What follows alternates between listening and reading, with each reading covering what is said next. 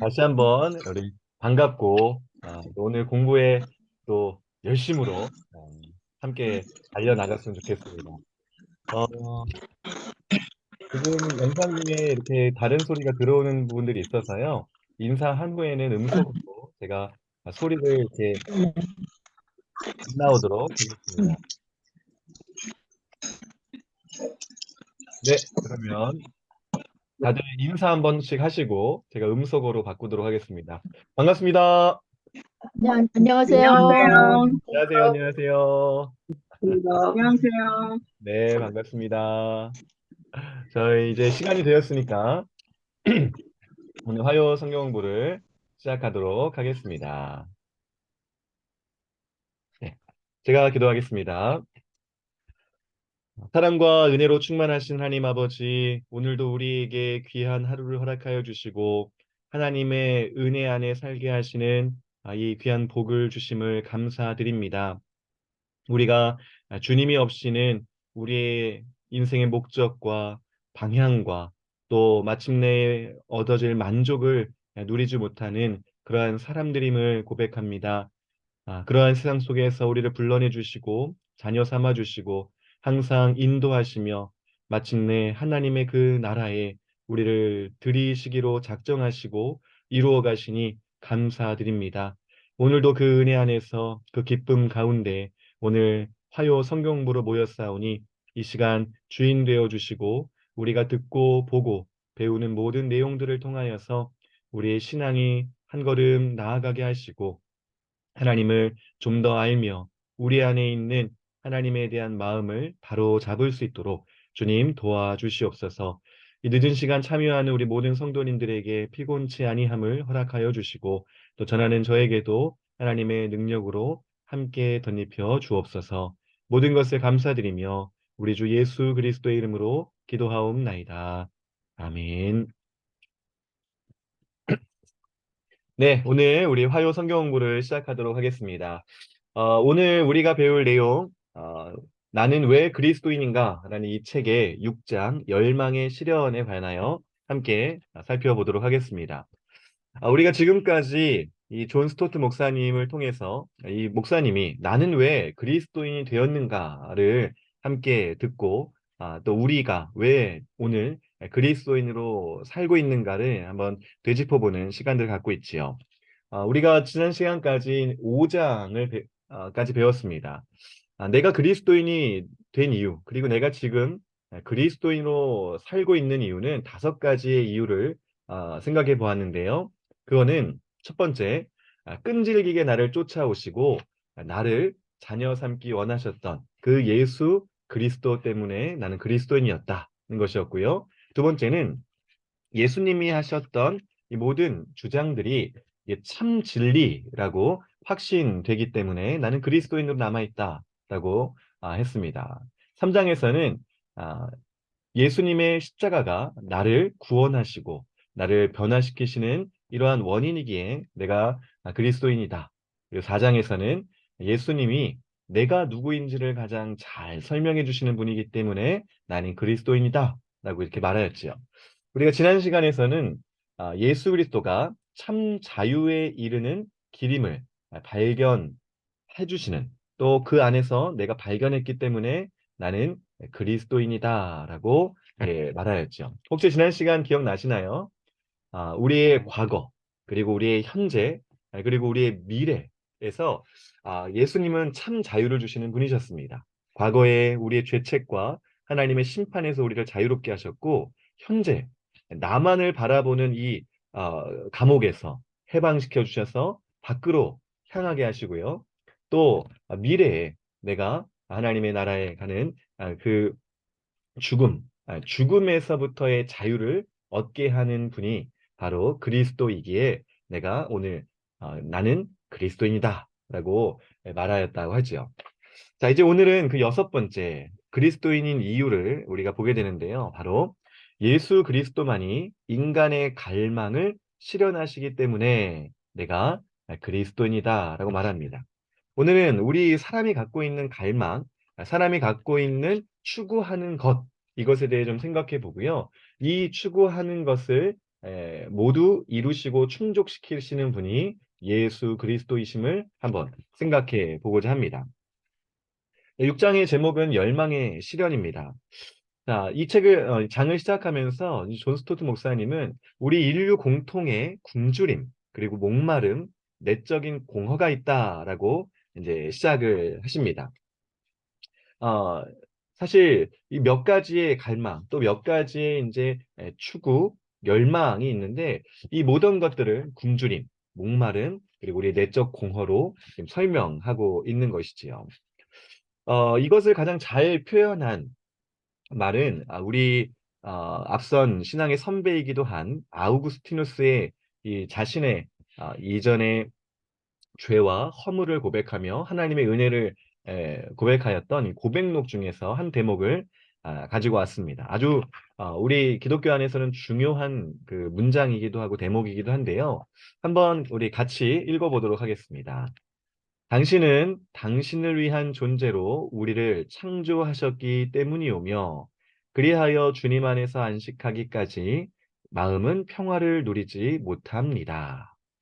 자, 이 말은요. 하나님이 우리를 창조하셨기 때문에 우리가 하나님을 떠나서는 안식할 수 없고 만족할 수 없고 평안을 누릴 수 없다라는 이 핵심적인 말을 주장을 이제 하고 있는 것입니다. 우리가 죄인이 된 이후에는 모두 다 하나님을 떠난 자들이지요.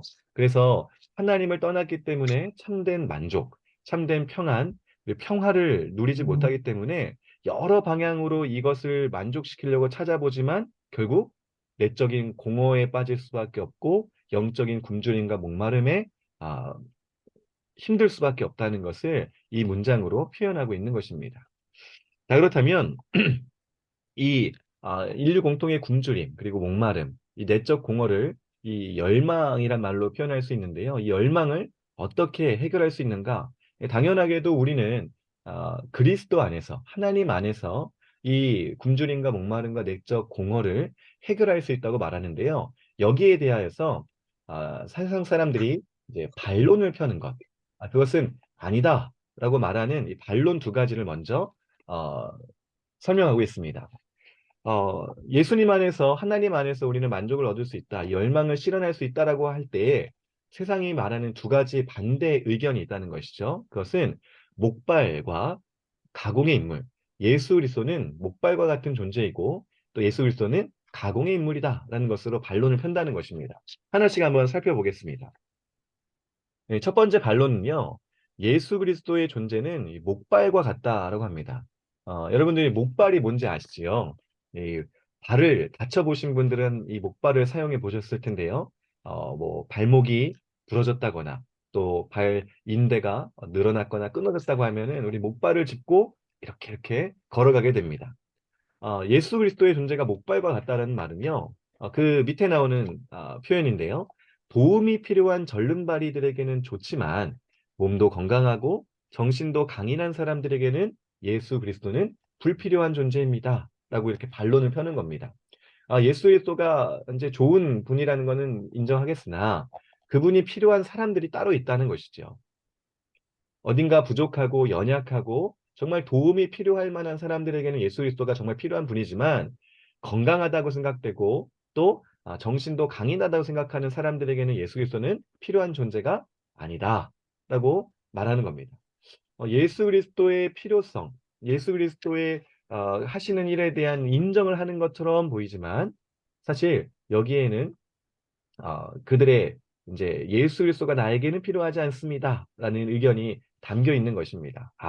그분은 나에게는 필요 없습니다. 나는 건강하고 정신적으로도 충만한 존재이기 때문에 도움이 필요한 그 다른 부족한 사람들, 연약한 사람들에게 가십시오라고 하는 말과 같다는 것이죠. 자, 이에 대해서 존 스토트 목사님은 그래, 예수 그리스도의 존재가 목발과 같다는 것은 내가 동의한다. 기꺼이 내가 동의하겠다. 그런데 모든 인간이 절름발이이고 연약한 자이고 병든 자라는 사실을 또한 맞다라고 이야기하는 것입니다. 나 자신을 건강한 자, 나 자신을 강인한 자라고 여러분들이 얘기하지만 사실 여러분들은 자기 자신이 어떠한 존재인지, 어떻게 연약하고 부족한 존재인지를 알지 못하는 것입니다. 라고 말하는 것이죠. 그래서 차이점은 어, 내 자신의 필요를 알고 예수 그리스도의 필요성을 인정하는가? 아니면 무지함에 또 자기 자존심 때문에 예수 그리스도를 필요하지 않다. 그분이 나에게 필요 없다라고 말하느냐. 이 두 가지 상황 가운데 있다는 것이지요. 그래서 예수 그리스도는 정말 필요한 목발과 같은 존재입니다. 그런데 누구에게 필요한 것이죠? 우리 모두에게 필요하신 분. 우리 모두의 열망을 실현해 주실 수 있는 분이라는 사실을 기억해야 한다는 것입니다. 자, 두 번째 반론이 있습니다. 가공의 인물이다라는 반론입니다. 예수 그리스도는 그 존재는 가공의 인물일 뿐이다는 것이지요. 예수님은 당신의 상상력이 만들어낸 허구일 뿐입니다. 사랑받지 못하고 쓸모없다는 느낌이 들기 때문에 하늘에 계신 아버지라는 인물을 만들어낸 것일 뿐입니다. 라고 이렇게 이야기합니다. 결국 내 안에 무언가 갈망이 있는데 그 갈망을 해결하기 위해서 상상의 인물로 이 예수 그리스도라는 인물을 창조해내었다는 것입니다. 여기에 대해서 존 스톤튼 목사님은 이 문장 자체 그리고 이 의견은 논리성이 결여되어 있다라고 이렇게 표현을 하시지요. 여기에는 몇 가지 예를 들은데요. 음식을 예로 들면 129쪽 위에서 셋째 줄인데요. 음식으로 육체적 굶주림을 해결한다는 사실 때문에 우리가 음식을 의심하지는 않습니다. 어, 우리는 필요성이 있기 때문에 예수 그리스도를 만들어낸 것이 아니라 필요성이 있기 때문에 그 필요를 충족해주는 예수 그리스도를 우리가 따를 뿐이지 우리가 우리의 필요성에 의해서 예수 그리스도를 만들어낸 것이 아니다라는 말입니다. 우리의 열망이 그리스도 안에서 실현되는 상황은 생각이 만들어낸 상상, 환상 때문이 아니라는 것이죠. 오히려 우리가 가지고 있는 열망이 또 우리가 가지고 있는 갈망이 해결되는 이 실제적으로 역사하시는 분이 예수 그리스도라는 것을 역설하고 있습니다. 그래서 129쪽 중간쯤에 보면 C.S. 루이스가 이렇게 명쾌하게 표현했다고 하죠. 우리의 평생의 향수, 지금은 단절되었다고 느끼는 우주에 있는 무엇인가와 재결합하고픈 갈망, 바깥에서만 바라보던 문의 안쪽으로 들어서고 싶은 욕망, 이것은 단순히 비현실적인 공상이 아니라 우리의 실제 상황을 가장 진실하게 보여주는 지표다라고 말하고 있습니다. 자, 보자. 우리가 모두 다 우리 인간이 가지고 있는 공통된 열망과 갈망이 있다. 그리고 세상 것으로 채워지지 않는 우리 내적인 공허함이 있다. 이 공허함, 또 갈망, 갈증, 굶주림을 해결하기 위해서는 정말 그것을 해결하실 수 있는 분이 필요한데 그분이 예수 그리스도이시다. 그분이 분명 우리의 모든 것을 채워주시고 해결하실 수 있는 분이다라는 사실을 우리가 받아들여야지 이런 것이 있는데 그것을 채우기 위해서 가공의 인물로 예수 그리스도를 만들어내었다, 창조했다라고 하는 것은 오히려 그 논리가 자체가 잘못되었다라는 것을 스토트 목사님이 말씀하고 있습니다. 이 두 가지 반론, 예수님은 목발 같은 존재이지만 모두에게 필요한 목발이시며 또 예수님은 가공의 인물이 아니라 우리의 실제적으로 열망을 충족시킬 수 있는 분이라는 것을 먼저 반론을 하나하나 대응하시고 이제 아, 이 자체 열망을 실현하시는 예수 그리스도, 우리 모든 인간의 갈증을 해결하시는 내적 공허함을 채워주시는 예수 그리스도라는 사실에 대하여 그 주장 자체를 이제 한번 생각해 보려고 합니다. 성경에서는 아주 극명하게, 아주 정확하게 우리의 모든 열망을 해결하시는 예수 그리스도에 대하여 설명하고 있다고 하지요. 그 말씀이 어디 나오느냐? 골로새서 2장 9절과 10절에 나온다고 합니다. 129쪽 하단에 보면 골로새서의 말씀을 쉽게 번역하고 있는데요. 그리스도 안에 온갖 충만한 신성이 몸이 되어 머물고 계십니다. 여러분도 그 안에서 충만함을 받았습니다. 이 말씀에서 이제 반복되는 것, 또 강조되고 있는 것이 무엇이냐면 충만이라는 말과 그리스도 안에라는 말이라는 것이죠. 그래서 우리의 모든 필요와 우리의 모든 빈 곳을 충만케 하시는 분, 완전히 채우시는 분이 우리 예수 그리스도시다. 그리고 예수 그리스도 안에서만 우리가 충만해질 수 있다는 것을 성경이 증거하고 있다라고 말하고 있습니다. 그래서 우리가 그리스도인이 된다라는 것은 무엇을 의미하는가? 어, 다른 사람들이 보기에 특별하거나 아니면 다른 사람들에게 유별나다라고 이렇게 듣는 그런 사람이 아니라 오히려 우리는 오늘 말씀과 같이 충만에 이른 인간, 세상에서는 목마름과 갈증에 시달리고 괴로움을 받는 우리들이지만 그러나 그 그리스도 안에 우리는 충만한 존재들이라는 사실을 우리가 아는 사람들, 그리고 실제 그 충만을 누리며 살아가는 것이 바로 그리스도인다 하는 것을 우리가 생각해야 한다는 것입니다. 그러면 우리가 가지고 있는 그 열망, 또 우리가 가지고 있는 인류 공통의 갈망은 무엇이 있는가? 스토트 목사님은 세 가지로 이제 요약하고 있습니다. 오직 예수 그리스도만이 실현하시는 인간의 갈망 세 가지인데요. 첫 번째는 초월성에 대한 열망, 두 번째는 의미 충족과 가치 실현에 대한 열망, 세 번째는 공동체, 이제 사랑과 관련된 것인데요. 이 사랑에 대한 공동체에 대한 열망이 있다는 것입니다. 우리 하나하나 살펴보도록 하겠습니다. 먼저 첫 번째는 모든 인간은 초월성을 추구하는 존재라는 것이지요. 그럼 초월성의 추구란 무엇을 말하는 것이죠? 우리가 바라보고 있는 이 물질적인 세계, 그리고 이 물질적인 질서만이 아니라 그 위에 있는 무엇인가? 이 물질적인 질서, 바라보는 세상 그것을 넘어서는 어떤 실제가 있다는 것, 우리가 그것을 감지하고 그것을 발견해내기 위하여 애쓰는 그런 열망, 그런 갈망이 있다는 것이지요. 어, 우리를 넘어서는 그 어떤 존재라고도 할 수 있고 어떤 힘이라고도 말하기도 하고 또 어떤 분이라고도 말하는데 우리의 경외감을 일게 하는 우리를 넘어서는 우리의 세계상을 넘어서는 무엇인가 있다라는 그 마음이 우리 모든 사람들 안에 있다는 것이지요. 이 한 작가의 그 책의 대목을 여기서 이제 인용하고 있는데요. 시어도 로작이라는 분의 황무지가 끝나는 곳이라는 이런 저서입니다. 거기에 보면 객관적 과학이 말하는 물질주의적 세계는 인간의 영혼이 머물기에는 그 공간이 턱없이 부족합니다. 초월성이 없다면 인간은 이내 사라지고 마는 존재이다라고 이렇게 말합니다. 우리가 이런 과학적인 발견이나 사실로 우리 살고 있는 세상을 또 해석하고 또 그것에 대해 설명하지만 만약 그것뿐이라면 우리의 인간이 수용하고 품는 그 모든 것을 담아낼 수 있는 그릇으로는 너무나 작다라는 것이죠. 우리가 그렇지 않은가? 우리가 이 세상에 넘어서는 이 세상으로 채울 수 없는 무엇인가를 계속 추구하고 있지 않은가? 이 세상으로는 만족하지 못하는 그런 마음의 그런 빈 공간, 그런 깊은 우물이 있지 않은가라고 이렇게 말하는 것이죠.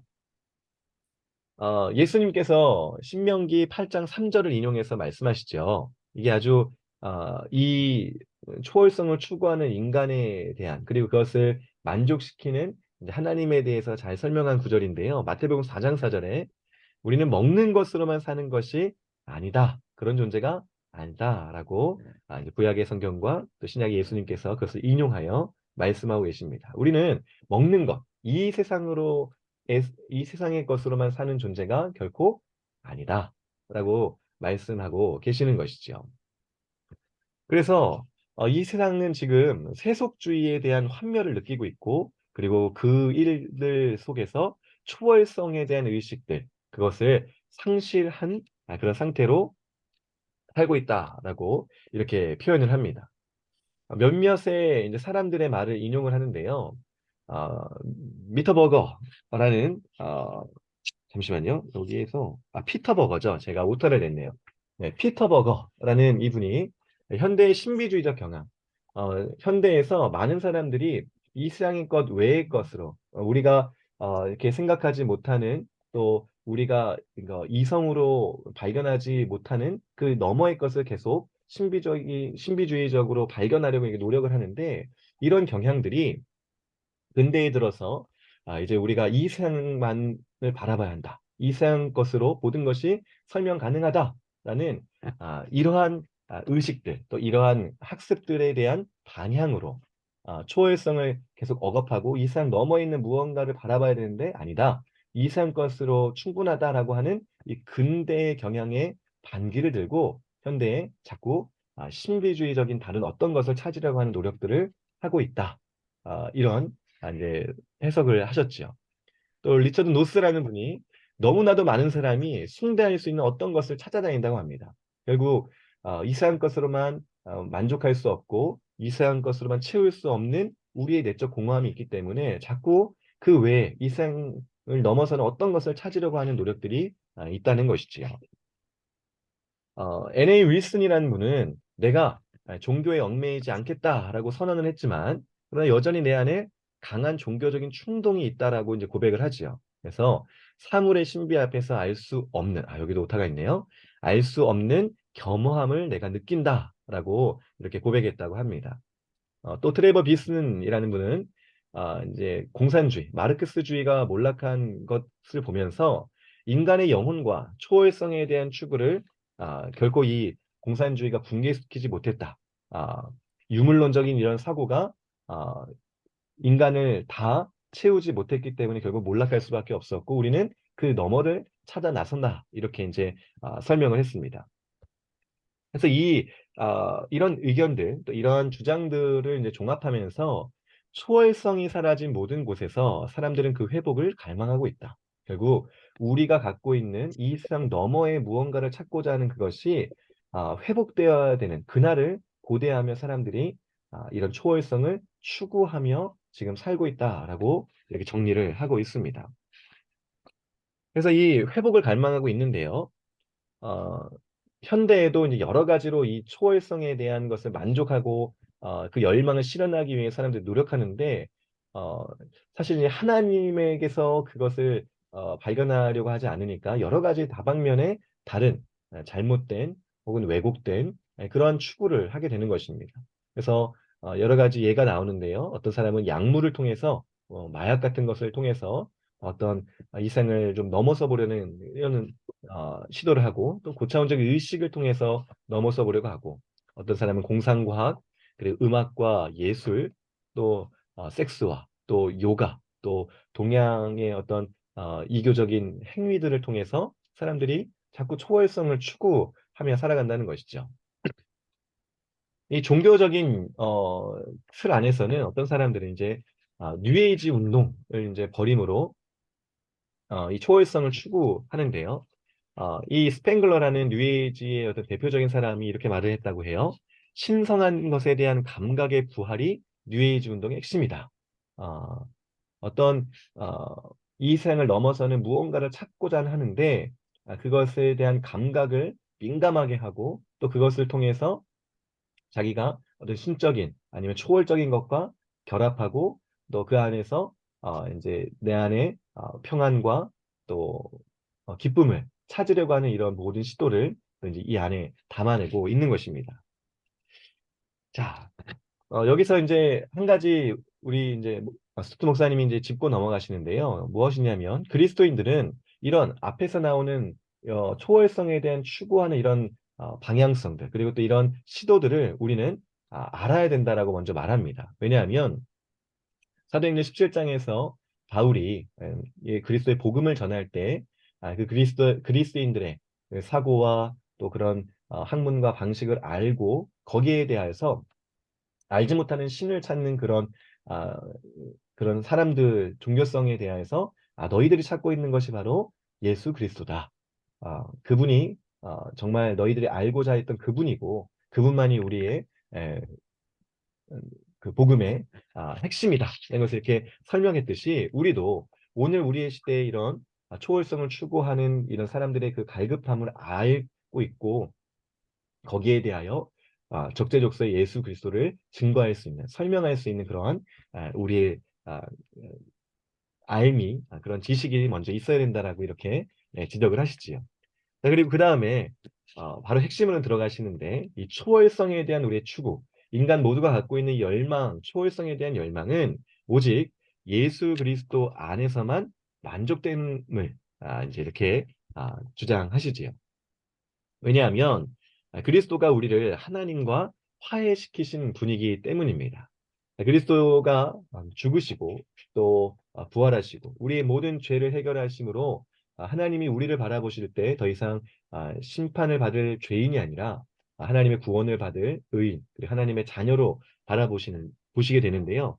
이러한 이제 화해, 하나님과의 화해가 이제 우리의 모든 삶을 변화시키고 그리고 우리가 찾고자 했던 우리가 그렇게 만나고자 했던 그 초월적인 하나님, 우리가 만나고자 했던 그 아, 참된 우리의 만족과 안식과 평안을 주시는 그분을 만나게 하실 수 있는 다리가 되어 주신 분이 바로 예수 그리스도이시기 때문에 우리는 예수 그리스도 안에서만 이런 초월성에 대한 열망을 실현할 수 있다라고 말하는 것이지요. 그리스도의 죽으심과 부활, 그분의 구원의 일이 이 일을 가능하게 했다는 것입니다. 그래서 이렇게 정리하죠. 그리스도가 이루신 화해를 통해 하나님이 우리의 삶의 위대한 실제가 되고 우리가 주일에 드린 예배를 통해 하나님과 모든 교회와 하나가 된다라고 이렇게 말합니다. 그래서 우리가 바라보고 있는 우리가 경험하고 우리가 만나고 만질 수 있는 그런 아, 우리의 주위의 세계를 뛰어넘는 하나님 그리고 우리가 미처 생각하지 못하고 과연 하나 될 수 있을까라고 하는 그런 온 교회와 우리가 그리스도 안에서 하나를 이룰 수 있는 이 일을 가능하게 하신 분이 바로 예수 그리스도시다. 이것을 말합니다. 한 가지 여기 이제 PPT는 담지 못했지만요. 책에 보면 이 예배의 중요성에 대해서 이제 설명을 하십니다. 그것이 이제 135쪽에 나오는데요. 우리가 드리는 예배가 얼마나 귀중한 것인지, 특별히 하나님과 만나는 일을 위하여 하나님과 이제 하나님과의 연합을 위하여서 얼마나 중요한 사건이고 또 중요한 현장인지를 설명하고 계시고요. 또 예배를 통해서 우리의 옆에 성도들, 우리의 하나님의 자녀들과 하나됨을 이룰 수 있는 아주 중요한 그러한 사건이고 그 현장이라는 것을 설명하고 있습니다. 여기 부분을 한번 잘 이렇게 읽어보시고 우리가 이제 또 앞으로 계속 예배를 드릴 텐데 그 예배 시간에 하나님과 만나는 또 하나님을 우리가 찾고자 했던 그런 초월적인 하나님을 경험하는 그러한 감격적인 예배가 되도록 우리가 이 부분을 한번 또 잘 읽어보시면 좋을 것 같습니다. 자, 이제 두 번째로 가겠습니다. 우리가 이렇게 초월적인 어떤 분을 찾고자 하는 열망이 있는데 그것은 우리가 예수 그리스도 안에서 하나님을 통하여서 이제 만족을 누린다고 했지요. 두 번째, 우리가 인류 공통으로 가지고 있는 열망이 무엇인가? 그 두 번째는 모든 인간이 이제 의미를 추구한다는 것입니다. 내가 왜 사는가? 내가 왜 여기 있는가? 내가 살면서 가져야 될 그런 가치, 또 내 인생의 의미는 무엇인가?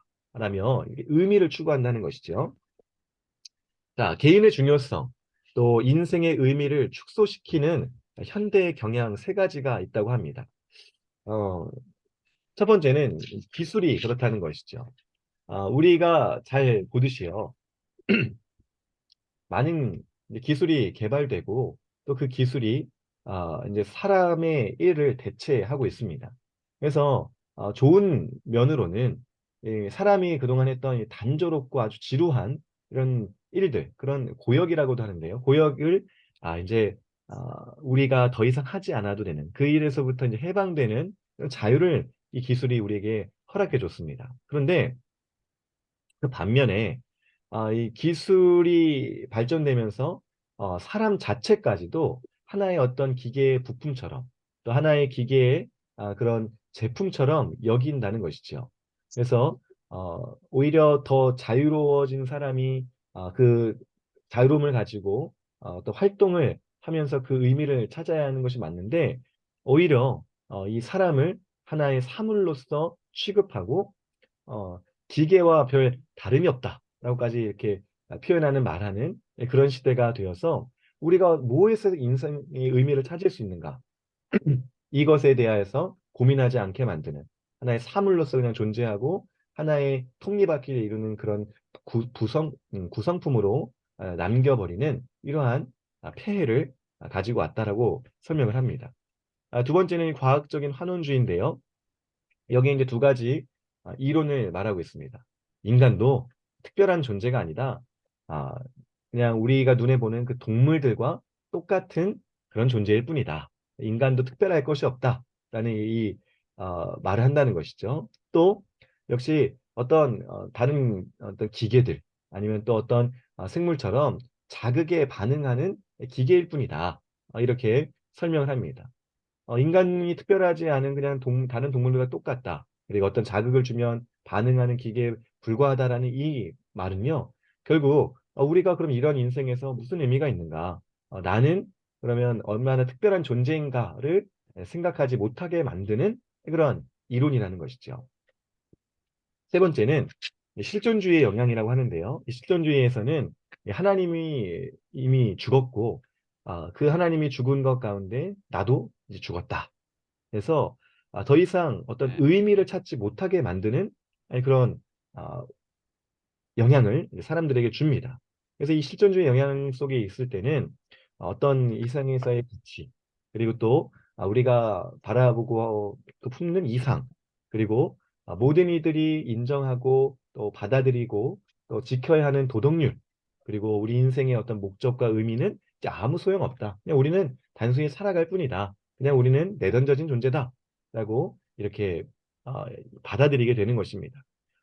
이렇게 여기서 보는 기술의 영향, 과학적 환원주의, 그리고 실존주의 영향 때문에 개인이라고 하는 것은 이제 무시되기가 쉽고 또 우리가 특별한 존재로서 또 어떤 우리가 추구해야 될 방향과 우리의 목적과 의미가 무엇인가를 더 이상 생각하지 않아도 되게 하는 또 그것은 너무 어리석고 또 그것은 주제넘는 일이다라고 이렇게 우리 사람들에게 받아들이게 한다는 것이죠. 자, 그런데요. 여기 이제 한 사람을 이제 어, 데리고 옵니다. 이는 뭐냐면 빅터 프랭클이라는 분인데요.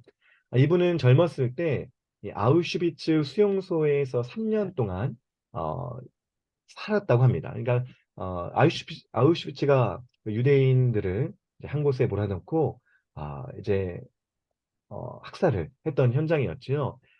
이분도 여기서 이제 3년 동안 이제 살게 되는데요. 거기서 이제 죽지 않고 이제 나중에 나오게 됩니다. 그런데 그 경험을 죄송합니다. 그때 경험을 놓고 보니까 정말 힘들고 어려운 상황이었잖아요. 근데 이런 역경을 견딜 확률이 높았던 수용자가 누군가 자신이 완수해야 할 임무가 있음을 아는 사람들이 이 어려움, 역경을 이겨내는 확률이 높았다는 것이죠. 왜 살아야 하는지를 아는 사람은 어떻게 해서라도 거의 모든 상황을 견딜 수 있었다. 라고 이렇게 말을 합니다. 내가 아무 희망이 없어. 아무 소망이 없어. 그리고 나는 여기서 죽을 거야. 여기서 끝이야. 라고 했던 사람들은 역경을 견디지 못하고 아, 포기하고 마는데 그런데 나는 완수해야 될 임무가 있어.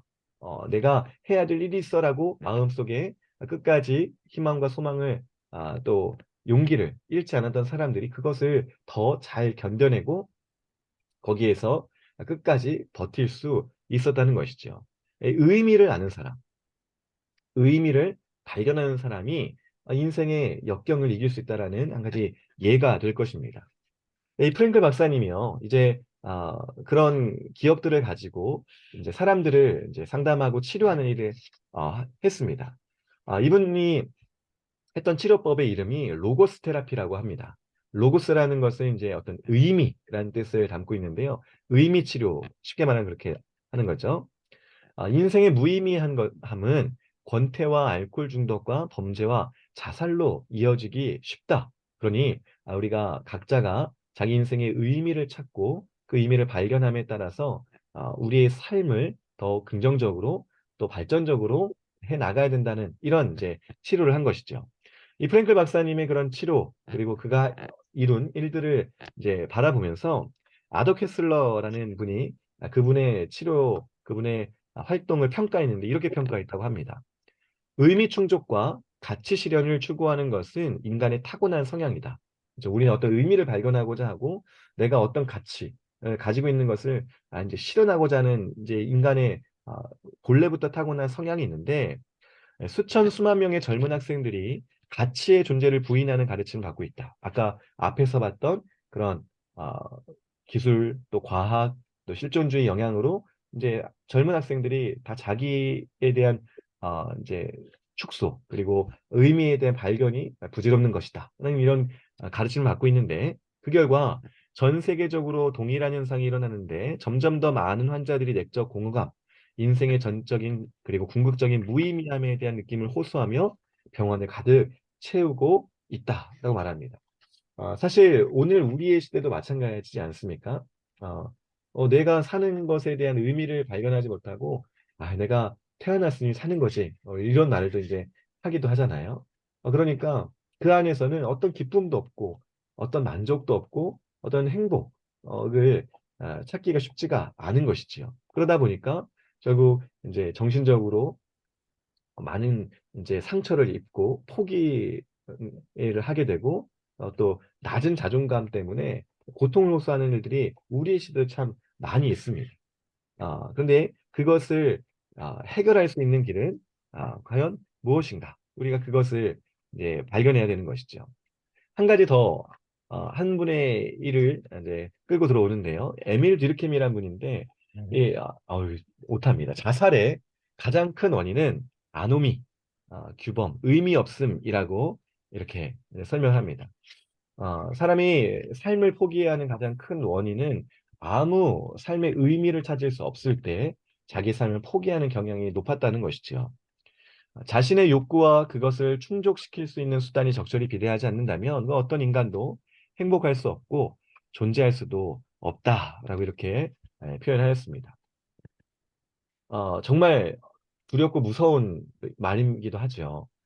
내 인생의 의미를 발견하지 못하면 그 인생 자체가 고통스럽고 정말 힘든 고행길과 같을 것입니다. 아, 모든 사람들이 다 이런 길을 걸어갈 수밖에 없는 그런 상태에 있는 것이지요. 그렇지만 우리에게 소망과 희망이 있는 것은 오직 예수 그리스도만이 이 우리에게 있는 모든 의미, 인간이 추구하는 그 모든 의미를 밝혀주시는 분이라는 사실입니다. 왜 그런가?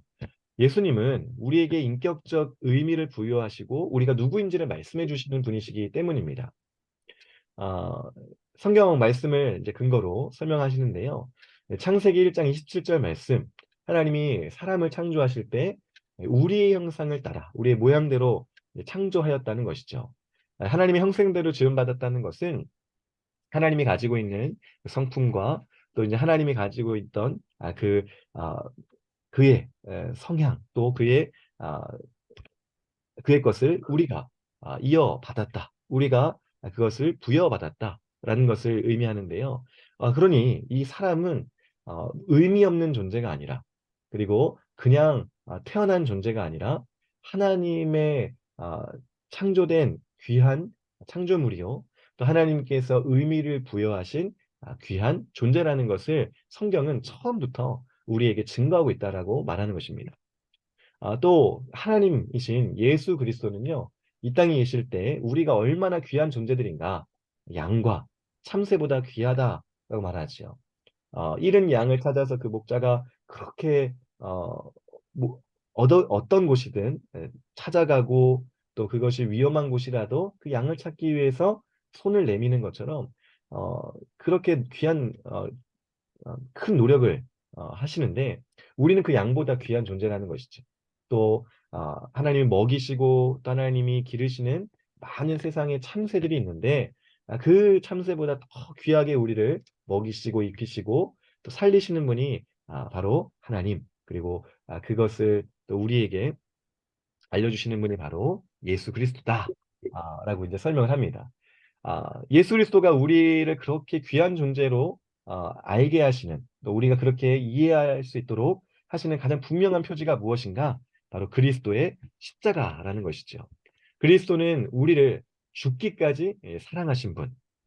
그리스도가 그의 생명을 내어놓으시기까지, 그러므로 우리의 생명을 다시 찾기까지 모든 것을 쏟으신 그 존재가 바로 나, 그리고 우리라는 것입니다. 그러니 우리는 얼마나 귀한 존재이고 하나님이 보실 때 얼마나 소중한 존재인가, 이것을 십자가가 보여준다는 것입니다.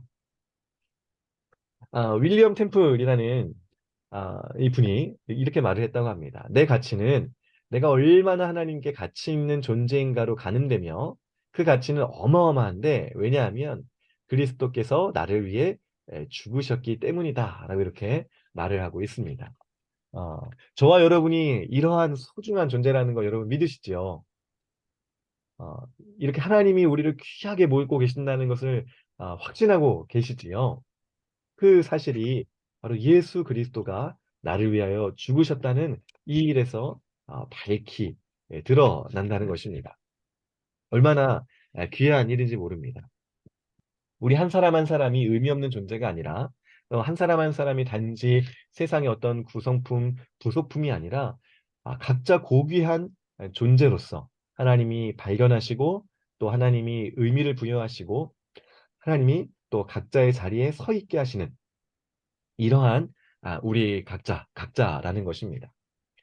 이것은 그래서 우리 이런 종교적인 부분뿐만 아니라 현대의 이 인간의 가치를 낮추고, 또 의미를 저하시키고, 또 어, 의미를 찾을 수 없는 이 세상 가운데에서 아주 중요한 역할, 또 특별히 사회복지에서의 역할을 해주게 되는데요. 인간의 가치를 평가절하할 때 사회 모든 것은 왜곡될 수밖에 없습니다. 우리가 귀한 존재, 한 사람 한 사람이 절대 가볍게 여길 수 없는 그런 존재라는 것을 잊어버린다면, 법과, 또 아니면 정치와, 또 교육과, 이런 모든 것에서 우리는 잘못된 왜곡된 인식을 할 수밖에 없다는 것이죠. 그런데 각자 한 사람 한 사람을 인격체로 존중하고, 또 내가 존중받을 때 우리가 얻을 수 있는 자유, 그리고 우리가 누릴 수 있는 기쁨, 그리고 우리가 위치할 수 있는 그 위험이 지금과는 전혀 달라지게 된다는 것입니다.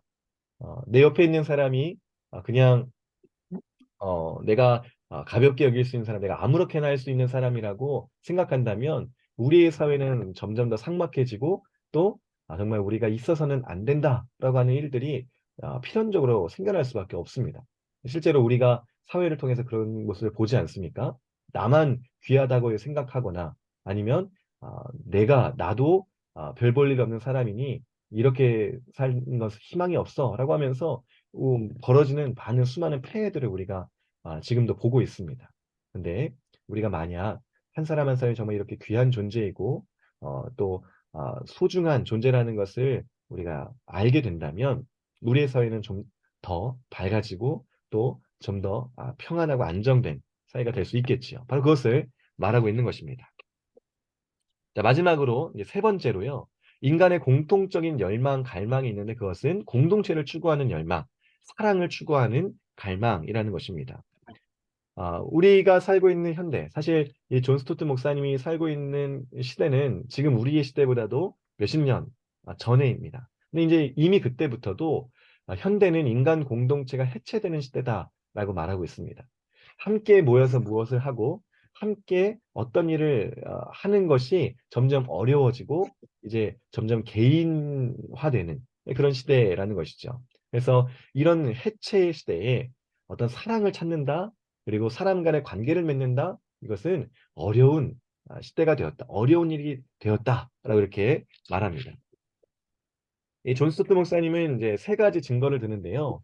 이 버트런드 러셀이라는 분과, 이분은 이 나는 왜 그리스도인인가라는 책을 쓰게 된 직접적인 계기가 되신 분이었죠. 나는 왜 그리스도인이 아닌가라는 책을 쓴 분입니다. 근데 이분, 그리고 또 인도에서 어, 몇십 년간 이 봉사를 하면서 그들의 피로를 채웠던 이 테레사 수녀, 그리고 우디 앨런이라는 이 세 사람의 예를, 그분들의 말을 여기에 싣고 있습니다. 143쪽부터 145쪽까지 이런 이분들의 고백, 또 이분들의 주장들이 이제 나오는데요. 이걸 한번 읽어보시면 좋을 것 같아요. 이 세 분의 예를 든 이유, 그건 뭐냐면 우리가 사는 세상에서 우리가 사는 우리의 인간들에게 가장 중요한 것은 사랑이었다는 것입니다. 사랑을 찾지 못해서 갈급하고, 사랑을 찾지 못해서 공허하고, 이 사랑의 공동체 안에 있지 못하기 때문에 철저한 외로움과 또 고독에 빠질 수밖에 없다는 것을 이 세 사람의 주장에서, 고백에서 찾을 수 있다는 것입니다. 이 사랑을 찾기 위해서 현대의 많은 노력들을 그래도 하고 있다고 하죠. 공동생활을 어떻게 아주 우리가 다시 회복할 수 있는가 여러 가지 실험들을 하기도 하고요. 그래서 서구에서는 이제 막 개인화, 핵가족이 대두되는데 동양의 이 확대가족, 대가족을 이제 모방하고 그것을 이제 받아들여서 확대가족으로 좀 대체해 보려는 이제 실험들도 하게 되고요. 또 어떤 면에서는 좀 반대되는 의견일 수도 있는데 그런 사랑으로부터 좀 자유로워지려고 전통적인 결혼 그리고 가족 제도를 아예 거부하면서 아예 다른 반대편으로 나아가 버리는 이러한 많은 현대의 노력들이 있다는 것입니다. 이 모든 것들이 공동체를 추구하려고자 하는 열망이 그 안에 내부에 있기 때문에 이런 시도들을 한다는 것이지요. 자, 그런데 이런 이 공동체를 추구하고자 하는 열망의 그 해결책은 역시 예수 그리스도라는 사실입니다. 예수 그리스도의 사랑이 우리의 모든 갈망, 그 사랑에 대한 갈망을 충족시킬 수 있다는 것이죠. 요한일서 3장 16절에 그리스도께서 우리를 죽으셨다는 이 사실을 통해서 우리는 사랑이 무엇인지를 알게 되었다라고 사도가 말하고요. 또한 요한일서 4장 10절에 우리가 하나님을 먼저 사랑한 것이 아니라 하나님이 먼저 우리를 사랑해 주셨다. 그것 때문에 우리는 사랑이 무엇인지 알게 되었다라고 이렇게 말하고 있습니다. 어, 스티븐 닐이라는 분을 인용하고 있는데요. 예수 그리스도에 대한 개인적 충성으로 묶인 사람들의 교제는 다른 곳에서는 볼 수 없는 친밀하고도 질긴 사랑의 관계에 도달하게 된다. 나사렛 예수의 친구가 된 사람들이 나누는 우정은 다른 어떤 우정과도 다르다라고 말합니다. 우리가 예수 그리스도를 통해서 진정한 사랑이 무엇인지를 알았고요. 또 그 사랑을 가지고 비록 아, 내가 내 자체 가진 사랑은 완전하지 못하지만 그래서 때로는 상처를 입힐 수도 있고 오해를 살 수도 있고 또 완전한 만족을 들 수도 없지만 그렇지만 예수 그리스도의 사랑을 가지고 그 사랑을 나누는 이 공동체만이 진정한 사랑을 경험할 수 있는 이 세상 가운데에서 사랑에 대하여서 체험할 수 있는 공간이 될 수 있다는 이 말입니다. 오늘 우리가 그런 공동체, 그런 교회를 이뤄가고 있지 않습니까? 다른 사람들을 향하여 봤을 때, 내 마음에 들지 않는, 인간적인 눈으로 봤을 때는 마음에 들지 않을 수도 있고, 또, 사랑하고 싶지 않을 수도 있고, 또, 같이 있는 것이 부담스러울 수도 있지만, 왠지 모르게 같이 있고 싶고, 이야기하고 싶고, 또, 위해주고 싶고, 채워주고 싶은 마음이 왜 우리 안에 듭니까? 그것은 예수 그리스도가 우리를 사랑하셨고 그 사랑이 우리 안에 있기 때문이지요. 우리 강변교회가 그래서 사랑의 공동체로 설 수 있는 것이고 또 사랑이 필요한 자들이 우리 안에 들어왔을 때 우리가 가지고 있는 사랑을 그들에게 나눠줄 수 있는 것이죠. 내가 사랑이 많아서가 아니라 내 안에 예수 그리스도의 그 풍성한 사랑이 있기 때문에 우리는 다른 이들을 사랑할 수 있는 것입니다. 그래서 정말 사랑하는 것, 사랑 자체, 그리고 사랑으로 가득한 공동체를 찾고자 하는 이런 현대의 깨지고 또 부서진 사회 속에서 오직 우리 예수 그리스도인이 그 사랑을 나타내 보일 수 있고 전할 수 있고 또 나눠줄 수 있는 그러한 공동체이다는 것을 이렇게 말합니다. 그래서 이 모든 실현을 하시는 분이 예수 그리스도이시고 그분만이 우리의 만족이시기에 우리는 그리스도인일 수밖에 없다는 것을 이야기하는 것입니다. 자, 그래서 오늘 6장의 마무리는 이렇습니다. 우리 인류는 모두 보편적인 추구, 열망, 갈망을 가지고 있다. 초월성을 대한 그러니까 이 생을 넘어서는 무엇인가에 대한 갈망이 있고 또 우리가 살고 있는 의미를 찾고 또 나 자신에 대한 내가 누구인지에 대한 그런 궁금증을 갖고 있다. 그리고 아, 정말 사람으로서 누려야 할 그 사랑, 그리고 그 사랑이 가득한 공동체를 추구하고자 하는 마음이 있는데 그 모든 추구를 이 세상 가운데서는 찾을 수 없고 이룰 수 없기 때문에 우리는 모두가 다 목마름, 굶주림, 또 내적 공허에 빠져 산다는 것이죠. 그러나 우리는 그렇지 않다는 것입니다. 그리스도인은 그렇지 않다는 것이고 그리스도가 우리를 이 모든 열망에서 실현을 가능하게 하시는 분이라는 것이죠. 그래서 초월성을 추구함으로 우리는 하나님을 찾고 의미를 추구함으로 나 자신을 찾으며 공동체를 추구함으로 자기 이웃을 찾는다. 사랑을 찾는다. 그것이 바로 그리스도인이다라고 이렇게 말합니다. 우리 마지막 문장인데요. 한번 다 같이 읽어보면 좋겠습니다. 한번 읽어보겠습니다.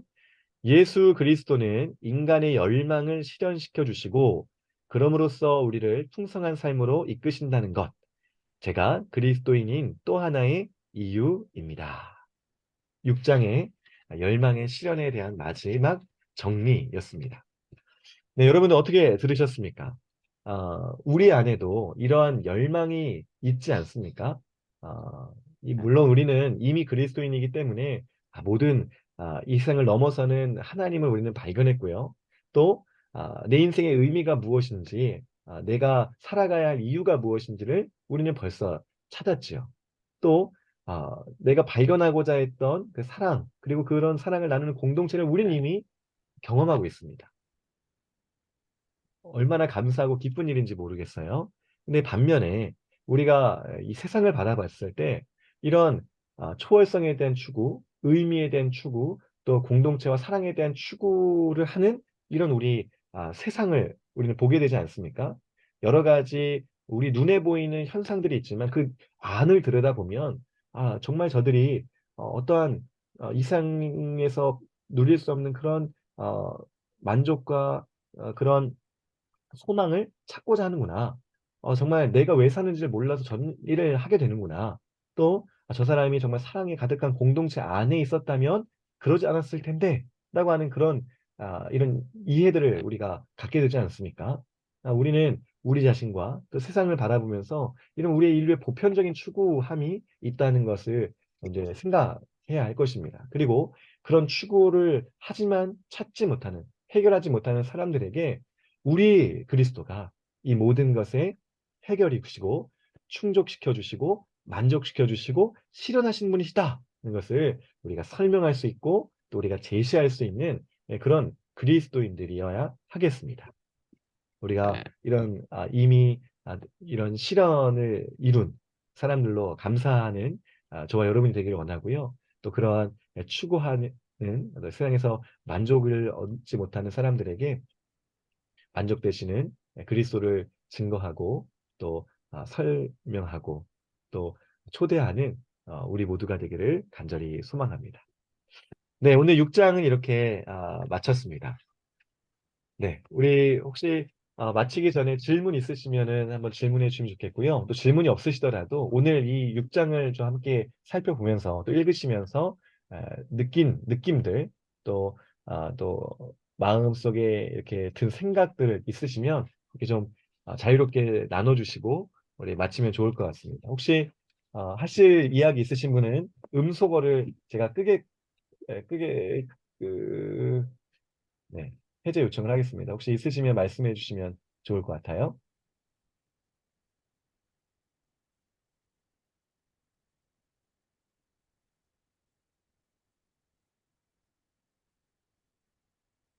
네. 오늘, 네, 오늘 이 장의 내용이 아니더라도 혹시 우리 나는 왜 그리스도인인가라는 이 책을 읽으면서 배우면서 혹시 드셨던 생각, 느낌 있으시면 또 말씀해 주셔도 좋을 것 같습니다.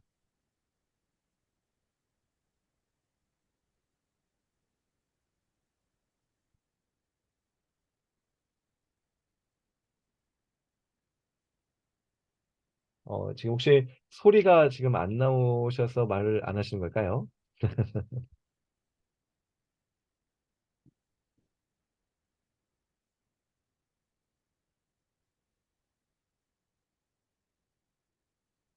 얼굴도 한 번씩 이렇게 보여주시면 좋을 것 같습니다.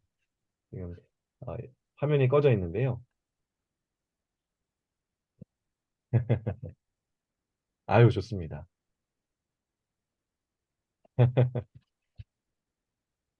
네. 혹시 하고 싶은 분 없으십니까? 뭐 말씀 좀 한번 하고 싶다. 너무 저만 이야기한 것 같아서 여러분들의 음성도 좀 듣고 싶어서.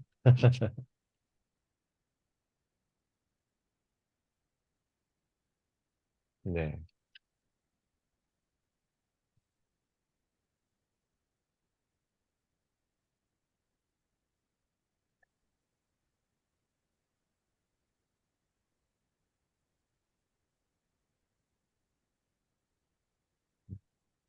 없으시군요.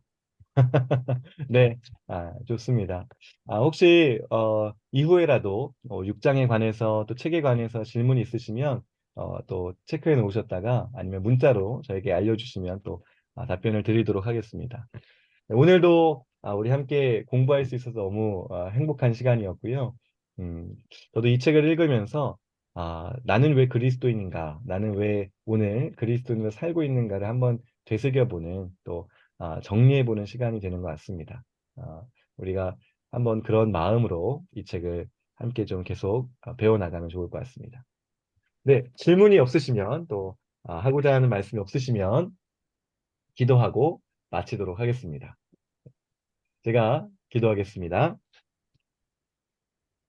사랑과 은혜가 충만하신 아버지 하나님, 오늘도 우리에게 귀한 시간을 허락하여 주시고, 이 나는 왜 그리스도인가라는 책을 통해서 오늘 우리는 왜 그리스도인인가를 생각해 보게 하시니 감사드립니다.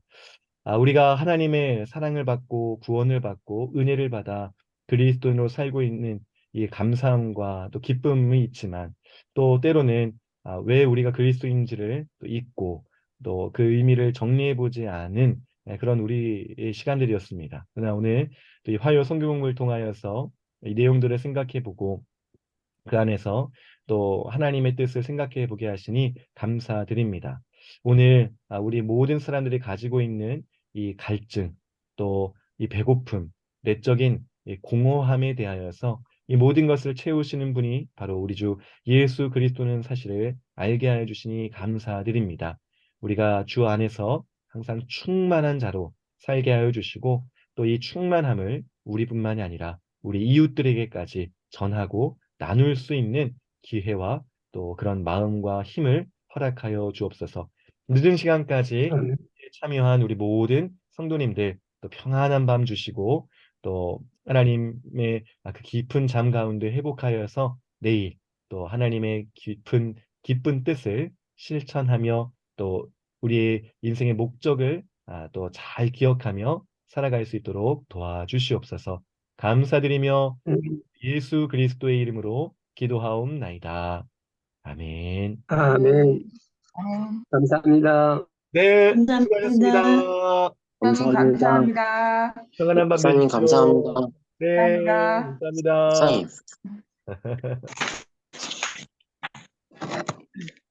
조심히 들어가세요.